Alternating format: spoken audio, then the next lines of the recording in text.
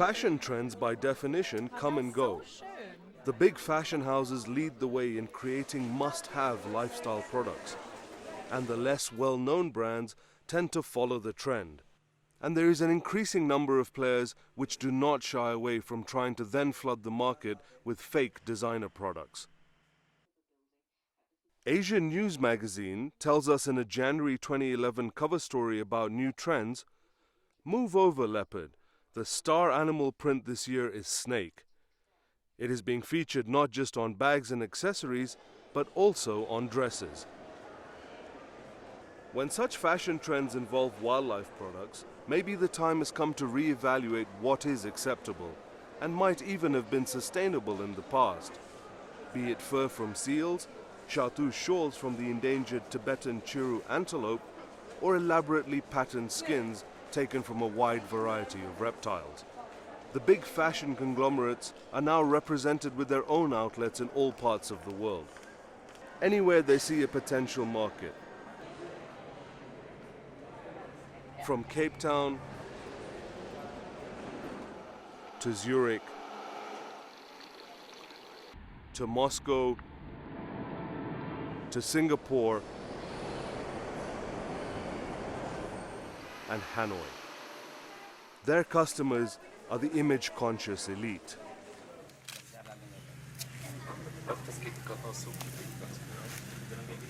Let's look at the story behind a python or water lizard who ends up as a handbag or a wristwatch band, which consumers will find displayed in some of the above outlets.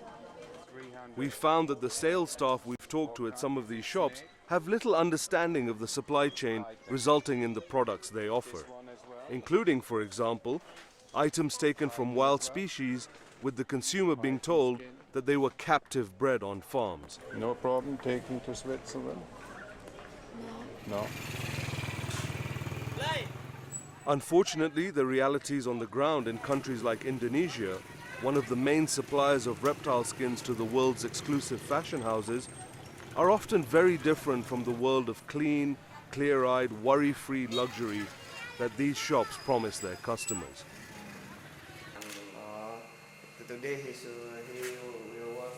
Carl Aman is a conservationist, author and filmmaker.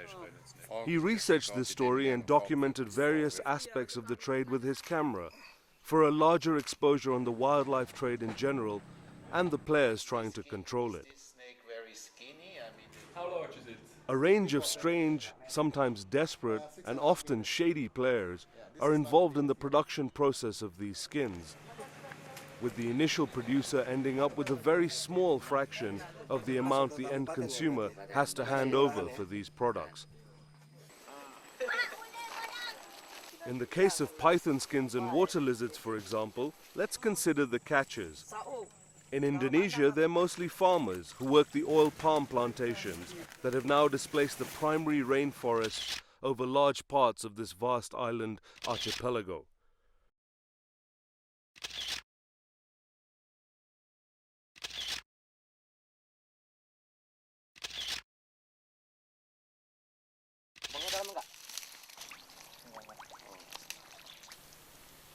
Sometimes the catchers follow snake trails they find in the sand. Sometimes they encounter the reptiles on the move. Many have learned that capturing a python is not really difficult. He catches the head, he put the one stick. He makes around the stick. So the python goes around the stick instead of around the catcher. Around the stick. It's a good idea. The reptile is approached from behind and can be grabbed by the neck, and then a stick is presented, and if it is a big python, it then wraps itself around it, their natural defensive reaction. The snouts of the larger python species are then bound with duct tape, and into the bag they go. Next comes the sale to a regional collector, or if a slaughter or skinning house is nearby, such middlemen are cut out. The snake is measured and a price is negotiated and accepted. Generally, for a 3 or 4 meter python with a perfect skin, around $10 will change hands.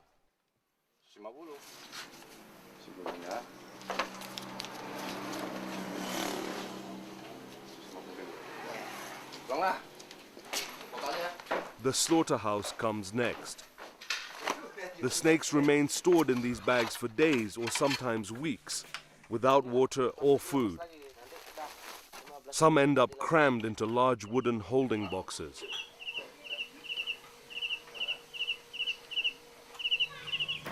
We documented that, at least at one of these slaughterhouses, the same traders had expanded the trade beyond the snakes and lizards to other reptiles. In some cases, they do not shy away from buying up fully protected species. This shipment of soft-shell turtles had just arrived from Western Sumatra, destined as a specialty food item to be airshipped to Singapore. The pickup truck also contained a closed bag, with the staff telling our translator that it included highly protected pangolins. While waiting for the unloading of the truck, a seller on a motorbike arrived, showing an undersized python which was rejected by the dealer. Another seller on another motorbike then showed up with a number of terrapins, and they were bought despite them also having a fully protected status.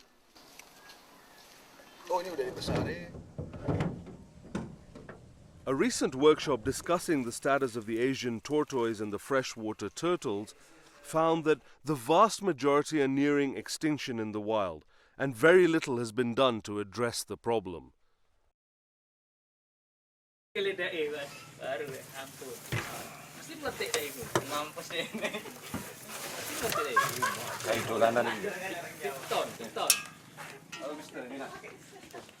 At the python slaughterhouses, slaughter days are normally scheduled 2 or 3 times a week. In this case, the order included both the larger python reticulates and the shorter curtis species, which seems more common in the western parts of Sumatra than the larger ones. Out of the bags they come. In some cases, hammers are used, and in other cases, iron rods to kill them, if they're lucky, and knocking them unconscious if the brain is not hit and destroyed with these blows.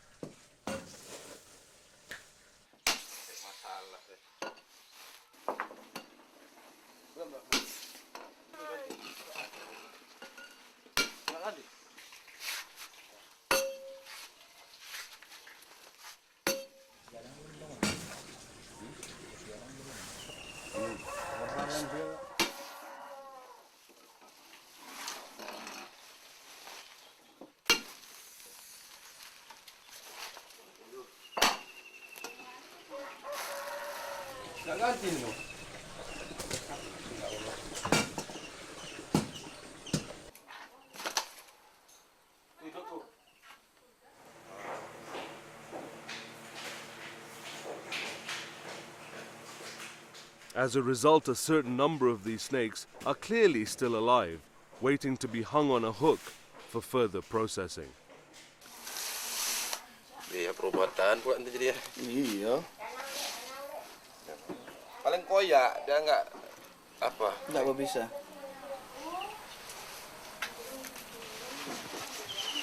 Apa kau? Then they're filled with a water hose to stretch their bodies, and with it the skin, which will make the subsequent removal easier. The snakes are kept in this stretched position for some 2 or 3 hours. They're now going through the standard procedure of being filled with water, so the skin pattern comes out nicely. And they know they can stretch them, so it's then easier. It's easier to nail the skin when it is removed.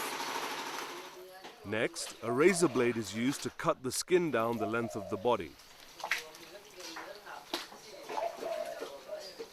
Then, decapitation.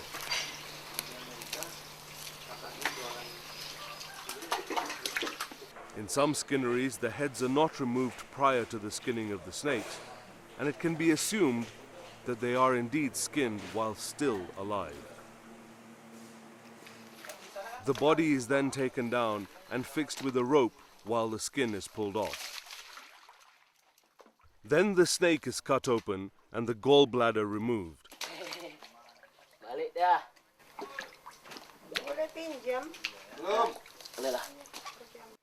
which is then dried and sold as a traditional Chinese medicine product.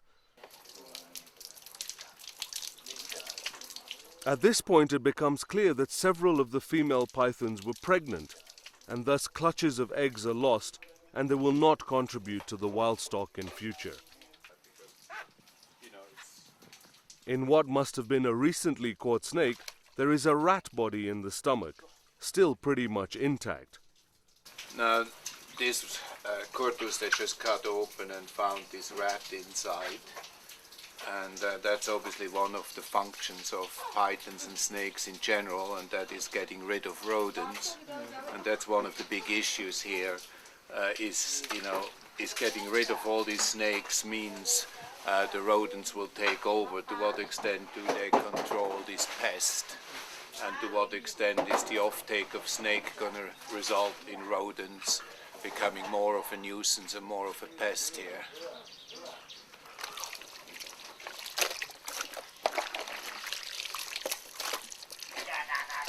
The skin goes in a bucket, and so does the meat.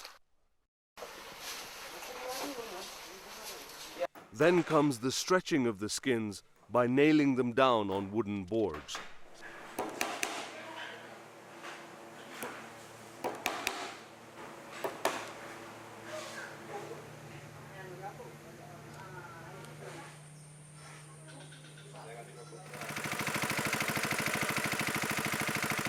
The story concerning the production of water lizard skins, which are also in demand for luxury leather products, is similar. From capture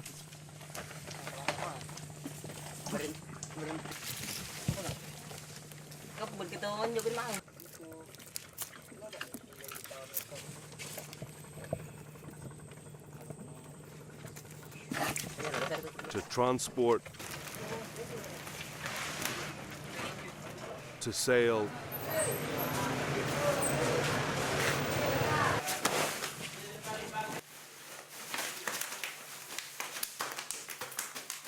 to rating and evaluation to killing and skinning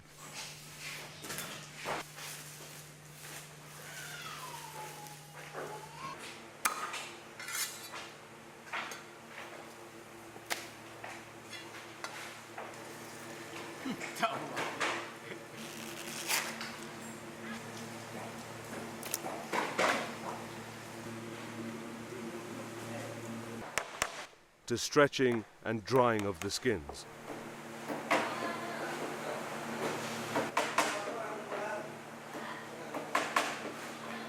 Indonesia exports annually close to 500,000 of these lizards, in the form of their skins, to all parts of the world.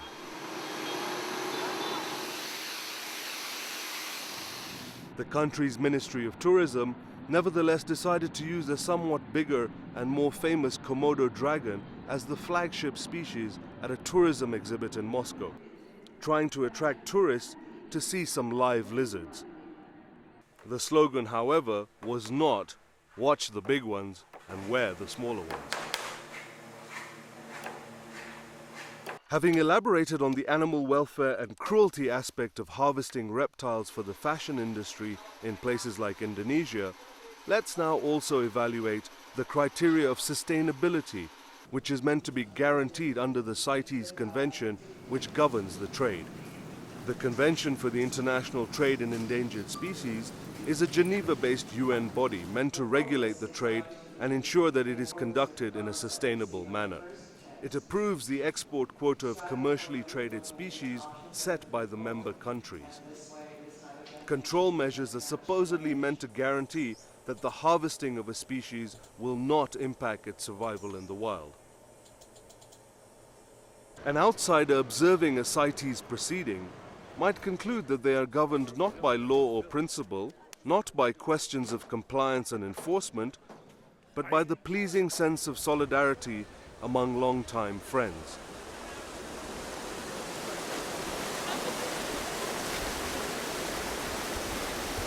CITES also allows the export and import of personal effect items from listed species. This without any kind of import or export permit, provided some conditions are met. In the case of Indonesia, we learned that all the second and third-rate skins are used to manufacture tourist souvenirs, which are then sold in tourist markets such as Bali. Python as well. These consumption figures, and as we will later see, all the smuggled skins, are not included in the official CITES trade statistics and are not considered when discussing the sustainability aspect. Even the officially agreed on quotas are regularly exceeded. Even in-flight shopping magazines feature reptile skin products. For instance, the Garuda mail order catalogue, Garuda being the national carrier of Indonesia, includes bags and purses from matte skin and shiny crocodile patent. This clearly represents commercial trade with no import or export permits involved. Switzerland is the biggest importer of reptile skins originating in Southeast Asia, mostly in service of the watch industry. Switzerland is also the depository country for the CITES Convention, and as such has a special role to play, and is meant to be a shining example in terms of compliance. Switzerland's domestic laws will not allow the import of personal effect items of CITES protected species without a permit. Thus, any tourist arriving with a snakeskin bag bought on Garuda Airlines should legally not be allowed to keep this bag without an appropriate export permit from Indonesia. We went to see the head of the CITES Management Authority of Switzerland and asked him to what extent the contradictory regulations concerning the rules governing the import of personal effect items might create confusion and open up trade loopholes. We have been talking a lot about the interpretation of those personal effects. There's a working group where we have always expressed our view how that should be interpreted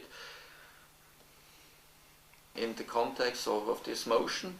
If those methods that are being used are considered cruel, and then the political will have to be shown what has to be done about that.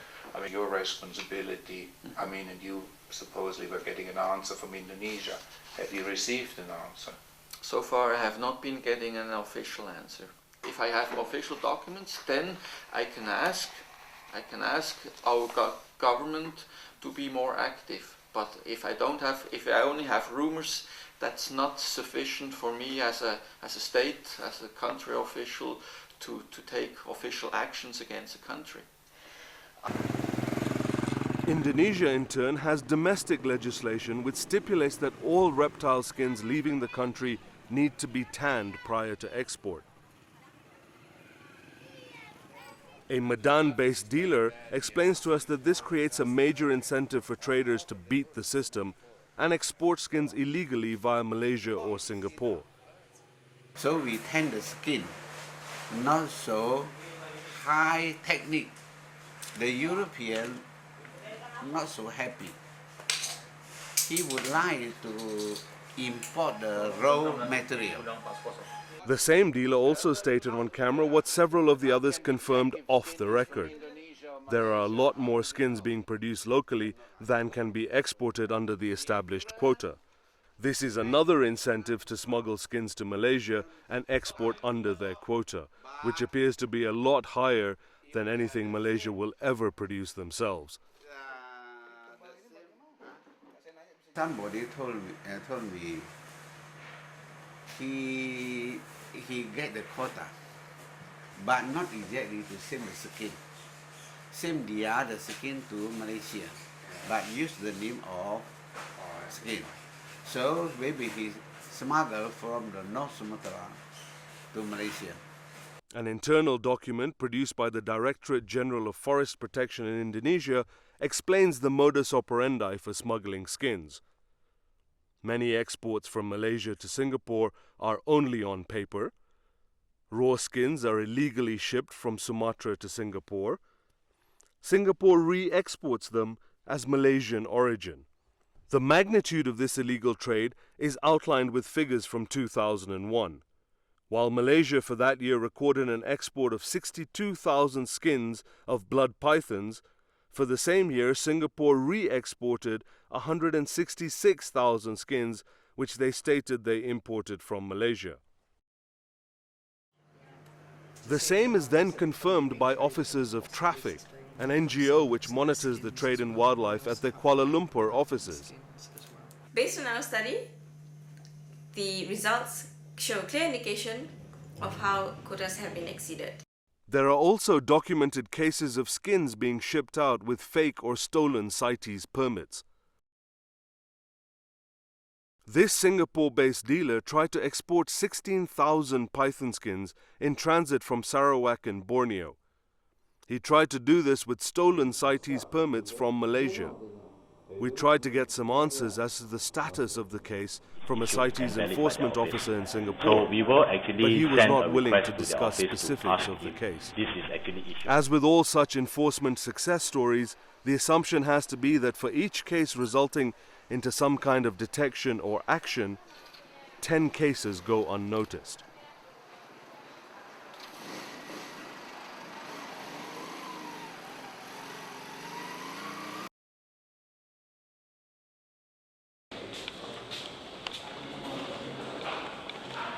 When CITES member countries with a generally poor quality of governance have local officials in charge of all aspects of enforcement, it often amounts to asking the fox to watch the henhouse, an aspect we illustrated in an earlier film dealing with the export of some 130 primates from the Democratic Republic of the Congo.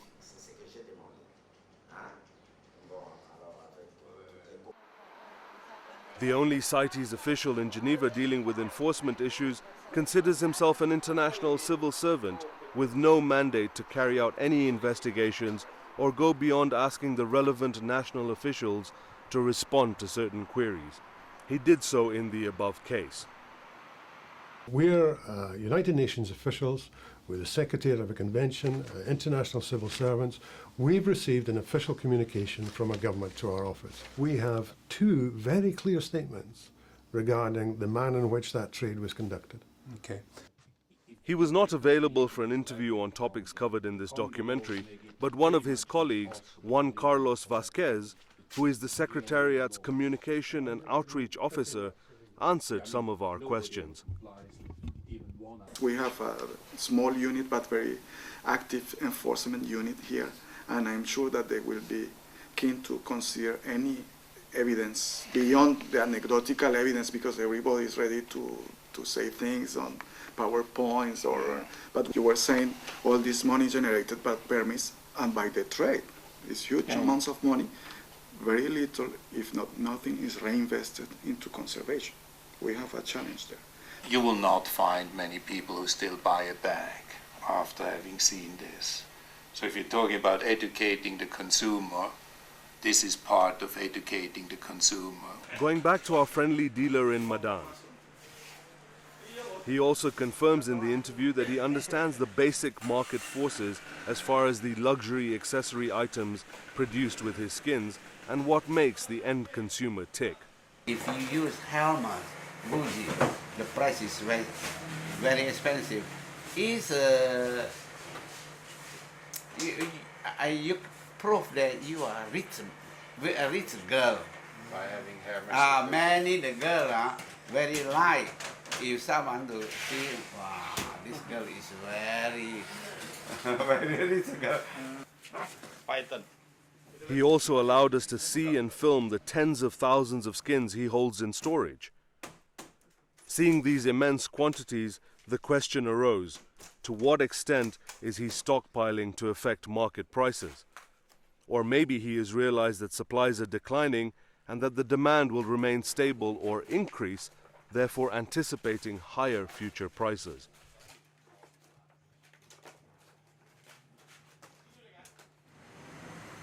Not all the dealers were as friendly as Mr. Rusan. Another Medan-based skin trader and tannery owner kept us waiting in front of the closed door of his premises after we were told he would arrive for an interview. Next, a police officer showed up to keep a close eye on us and our movements. We got the picture and moved on. We went to Vietnam next. Vietnam is the second biggest exporter of python skins in Southeast Asia. However, compared to Indonesia, Vietnam declares that most of its python skin exports come from captive-born snakes. The dealers in Indonesia, when questioned on the feasibility of breeding pythons in captivity, already made it clear that it would be a lot more costly than buying wild-caught specimens. I wonder, Vietnam, why he can captive breeding I think it's impossible.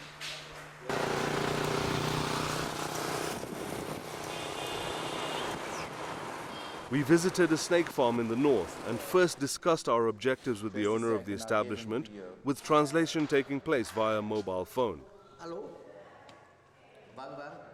We filmed concrete pits with small cobras intertwined and covered by banana leaves.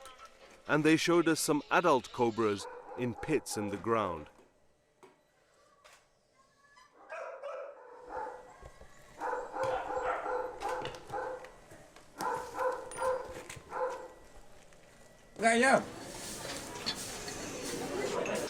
Eating cobra meat and drinking their blood is considered a specialty item by some sections of Vietnamese society. And the meat and blood of a slaughtered cobra goes for around US $120 in this specialized restaurant in Hanoi. Back at the farm, and after showing us the cobra breeding setup, they decided to show us the part of the building where they're holding their python collection. The pythons are kept by the dozens in these wooden boxes. There is no sign of any breeding pits or any baby snakes. The owner, however, was happy to offer an annual supply of 1,000 meters of skin at a cost of about $50 per meter of a dried but not tanned product.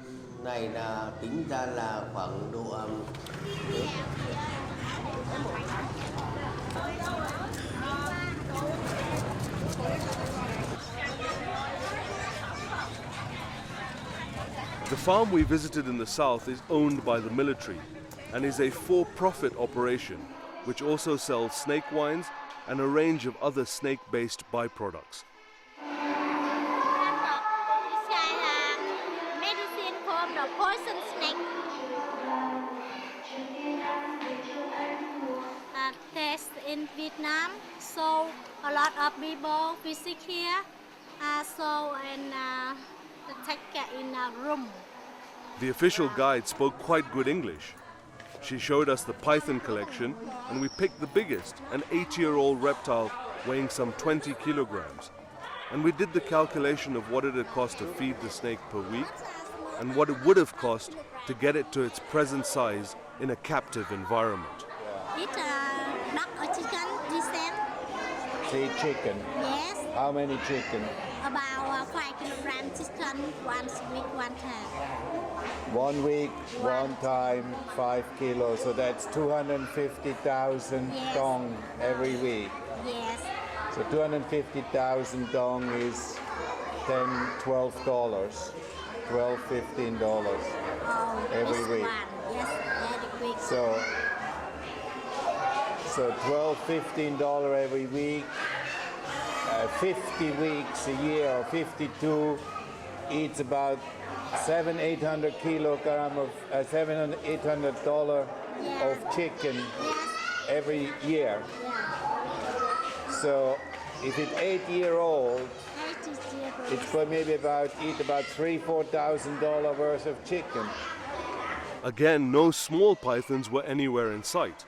There were no pits in which to keep males and females, as they did with all the other species. So do you have any small babies from last August? Now knows. Huh? Now knows baby. At the end, our lady guide did offer to supply skins in large quantities at the pretty standard rate of about $50 per meter. If you want to buy a lot of the skin python, you can give me your number. Okay. I tell my mini girl. After that, I call you. Okay. Okay. Okay, yeah, fine. You know, per meter of python skin. How much, I mean, tanned, prepared? 1 meter. Yeah. 1 meter about $60. Once again, when it comes to sustainability issues relating to captive-born versus wild-caught in CITES declarations, the system does not work. There is little doubt that Vietnam mostly exports skins from wild-caught snakes, and there is little breeding of pythons going on in captivity. Overall, the policymakers involved in this trade must accept that there are a range of problems when it comes to regulating and then continuing to endorse the status quo, which cannot be justified.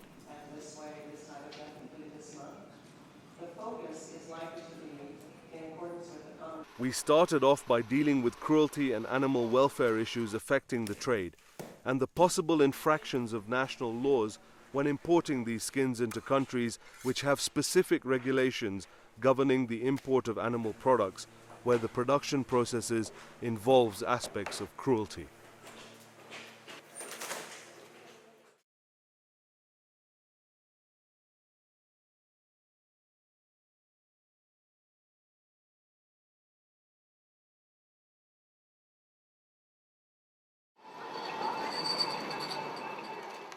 We decided to further follow up on this issue and consulted Professor Michael P., a prominent herpetologist and veterinarian at the University of Leipzig in Germany. We showed him some of the slaughter footage and to get his viewpoint on pain perception in reptiles and accepted guidelines for the slaughtering or euthanasia of reptiles. Get the snakes into a stage where they cannot react to the further procedures, and it's surely animal cruelty, and they are still conscious, they still try to get away, and surely they feel the pain. What we just see is a transaction through the head of a snake, and this white area actually is the brain. These are the teeth here, these are all bony structures, and you see the brain is located within the bones, and it's only a comparably small structure that we have for the whole head. So you have to know exactly that you do not hit here and you do not hit here. You have a definite impact at this point, and then the snake will lose consciousness.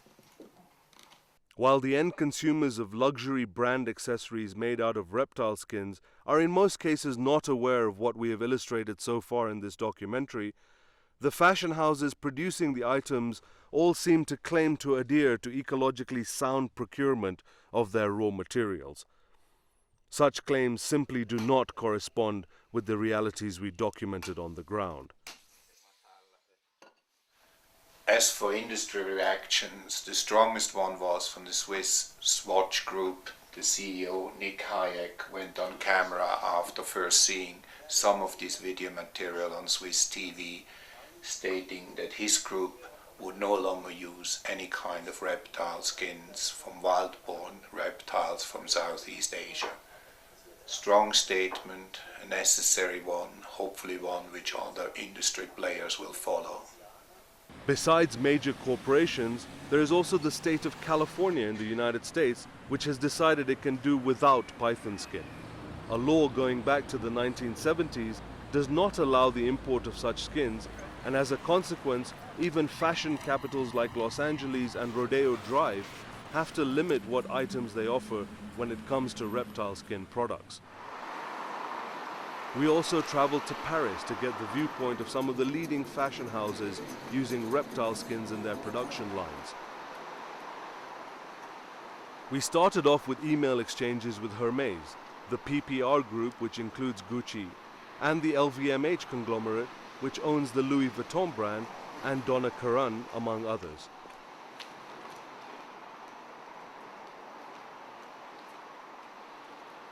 We are now outside the head offices of the PPR group here in central Paris. PPR owns the Gucci brand. Gucci is, of course, a main manufacturer and user of reptile skin products in their accessory lines. The representatives of Gucci did not agree to go on camera, but decided to read a statement over the telephone. We take these matters very seriously. seriously and are absolutely committed to carry out all of our activities responsibly and in compliance with all national and international laws, paying particular attention to abiding by laws about cruelty in the production process. The reality is that sourcing skins is a complex business. Although we continue to be in compliance with all national and international laws and regulations, we're learning that there is a need to go beyond the industry standards in order to be able to fully verify the sourcing of skins. The LVMH group sent us an email using the CITES convention as the fig leaf to hide behind.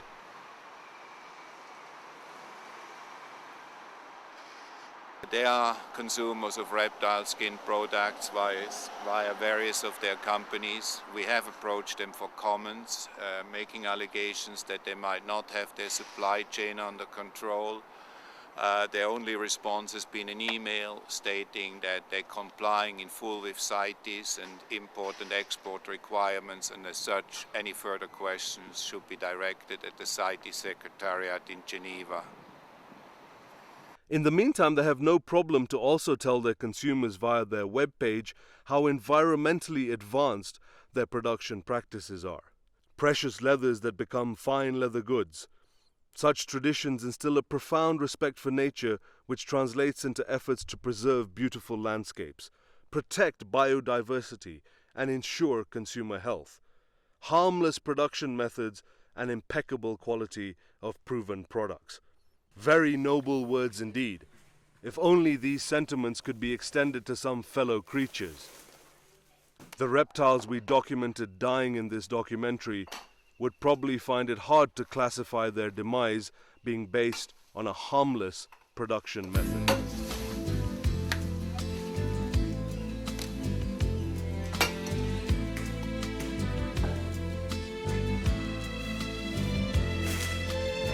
Since the world began, the single most destructive force there's ever been is man. Since the world began, who decimates the plains that once were green?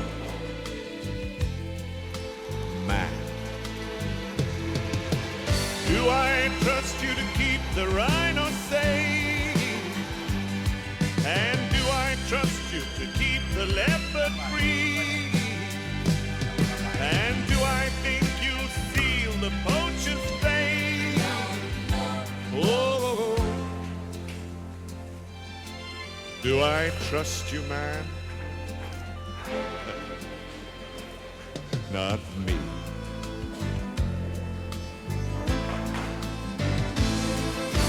Make way for man. Die, you lowly creature. Make way for man. Make way so he can have his space.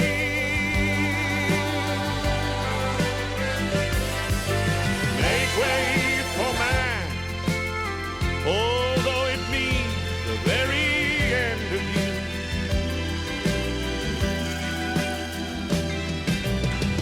Way for the powerful, omnipotent, and deadly human race.